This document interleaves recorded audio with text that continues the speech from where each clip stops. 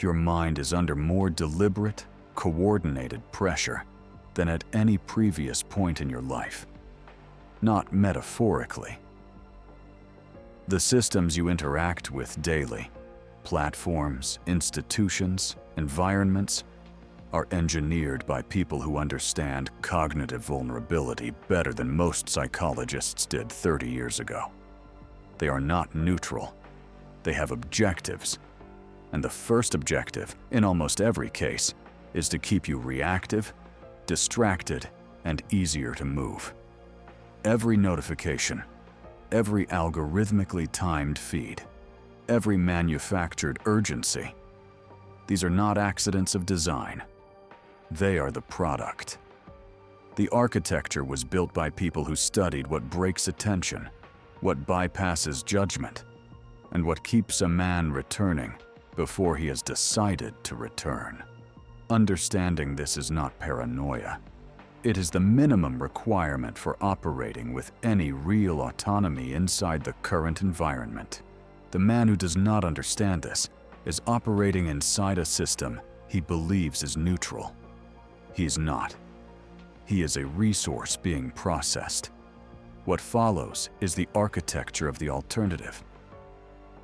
Most men notice the symptoms without identifying the source. Decisions that feel impulsive in retrospect.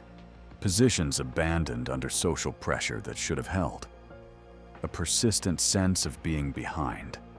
Behind on information, behind on events, behind on what is expected of them, that no amount of effort fully resolves. This is not a personal failure. It is the predictable output of an environment designed to produce it. Attention has become an industrial resource. The infrastructure built to capture it is sophisticated, well-funded, and invisible in its operation. It does not announce itself. It produces results that feel like your own choices. The men who remain functional, genuinely functional, not just busy, inside this environment are not more disciplined by temperament. They have built a specific internal architecture. That architecture is learnable. Here is what it consists of. Rule 1. The stimulus gap. Viktor Frankl documented something in the concentration camps at Auschwitz that psychologists have been studying ever since: the human capacity to insert a pause between what happens and how you respond. He called it the last of the human freedoms, the ability to choose your response regardless of external conditions. Modern neuroscience has put a mechanism to it. The prefrontal cortex, the part of the brain responsible for deliberate judgment, takes approximately 6 seconds longer to engage than the amygdala, which handles threat response. Every reactive decision you make is, neurologically, an amygdala decision. Every considered decision gives the prefrontal cortex time to enter the process. This is not metaphor. This is the anatomical reality of how judgment works under pressure. The implication is architectural. You are not training willpower. You are building a physical gap into your response pattern, long enough for the executive part of your brain to come online before you act. The men who have mastered this do not appear to be pausing. They appear to be thinking. The distinction matters to everyone watching. It compounds, because people who are treated as deliberate thinkers begin to operate in rooms where deliberate thinking is expected of them. The application is specific. Identify the 3 environments where you most reliably make reactive decisions. The inbox, a particular conversation, a recurring situation at work. For each one, build in a fixed delay before response, not contemplation. A literal pause, 6 seconds minimum before any reply, any decision, any position taken. This sounds trivial. The neuroscience says otherwise. The men who do this consistently report a reduction in regretted decisions of a kind that surprised them. What surprised them was not that it worked. It was how quickly the environment began to treat them differently once the pattern was visible. The pause is not a hesitation. It is a signal that a different kind of processing is happening. Rooms read that signal accurately. Over time, they adjust their expectations of you accordingly. There is a second-order effect worth naming. When a man stops reacting immediately, the people around him begin to slow down too. The pace of a conversation is set by its fastest participant. When you remove yourself from that race, you change the tempo of the room. This is not a side benefit. It is a form of control that costs nothing to deploy and is almost impossible to counter directly. Rule 2. The cognitive citadel. The Stoics had a concept they called the hegemonikon, the ruling faculty of the mind. Marcus Aurelius returned to it throughout the Meditations, not as philosophy, but as operational instruction. Protect the ruling faculty. Do not let external events colonize internal judgment. What this looked like in practice, for a man governing the Roman Empire while fighting a two-front war against Germanic tribes and managing court politics that would eventually kill his successors, was a strict delineation between what he was responsible for and what he was not. His decisions, his responses, his assessments, inside the citadel. Everything else, outside. The boundary was not emotional detachment. It was structural clarity about what belonged to him and what did not. The contemporary version of this is not Stoic detachment.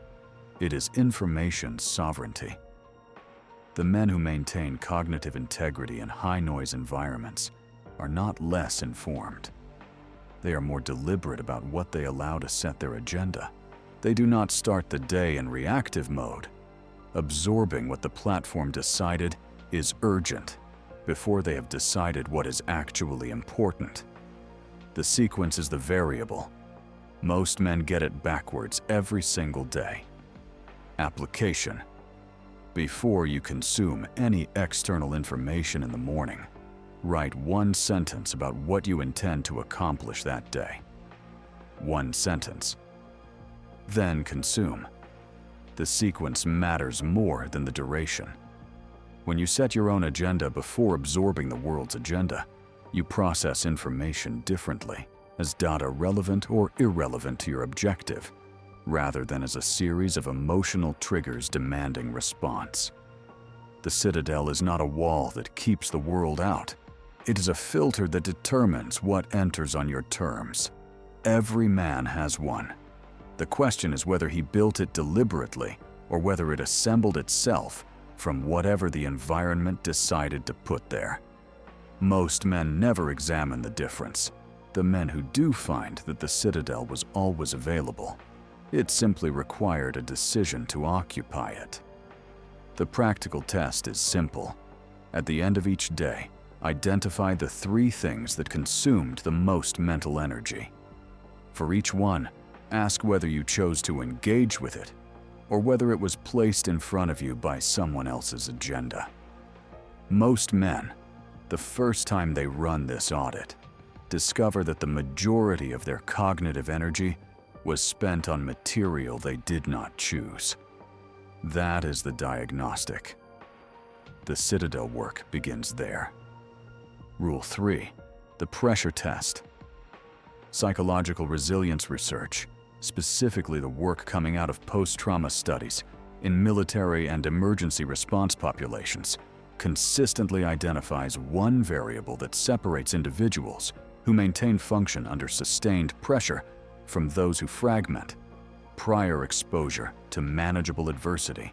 The key word is manageable. The mechanism is not hardening through suffering.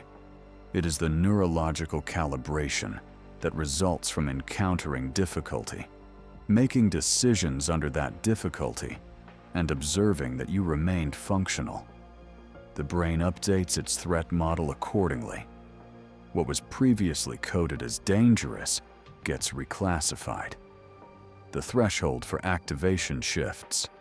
The nervous system becomes, in the most literal biological sense, more capable. The practical problem for men in professional environments is that genuine adversity, the kind that produces this calibration, has been systematically removed from most daily life. Comfort is available at low cost. Difficulty is something to be solved or avoided. The result is a nervous system that has never been tested and therefore does not know its own capacity. It operates on assumption rather than evidence. And when real pressure arrives, as it always does, the untested nervous system has no reference point. It defaults to whatever response costs the least in the moment, which is rarely the right one. This is why surgeons, military officers, and trial attorneys invest heavily in simulation before the real event. The simulation is not preparation for competence. It is preparation for the nervous system. When the real moment arrives, the body has already been there. The threat model has already been updated. What would otherwise be overwhelming becomes, instead, familiar. The application requires deliberate design. Identify one area per week where you will voluntarily accept friction you would normally remove. Physical, cognitive, or social. It does not matter. Cold exposure, a difficult conversation you have been deferring, a position defended under real pressure rather than abandoned for comfort. The specific domain is less important than the consistency. You are not building toughness. 4. You are building an accurate internal model of what you can actually sustain. The man who has tested himself knows something the untested man does not, where his actual limits are, and that they are further than he assumed. That knowledge does not come from reading. It comes from the record, and it changes how a man enters every room that follows. 3 actions. Begin with whichever situation is most immediate. First, map your 3 highest reactivity environments, the situations where you most reliably respond before you have thought. For each one, install a physical delay. Put the phone down before responding. Stand up and walk before replying to the email. The gap does not need to be long. It needs to exist. Second, before you open any information feed tomorrow morning, write one sentence, on paper, not on a screen, stating what you intend to accomplish. Read it once. Then open whatever you normally open. Repeat for 7 consecutive days and observe what changes in how you process the information you encounter. Third, identify one difficulty you are currently managing around, not avoiding, managing around. Schedule a direct engagement with it this week. 1 encounter. Note how your nervous system responds. That data belongs to you. The next video covers the architecture of manipulation, not as a warning, but as a technical blueprint. How it is constructed, why it works reliably on experienced, intelligent men, and how to see it operating before it completes. That video is already uploaded.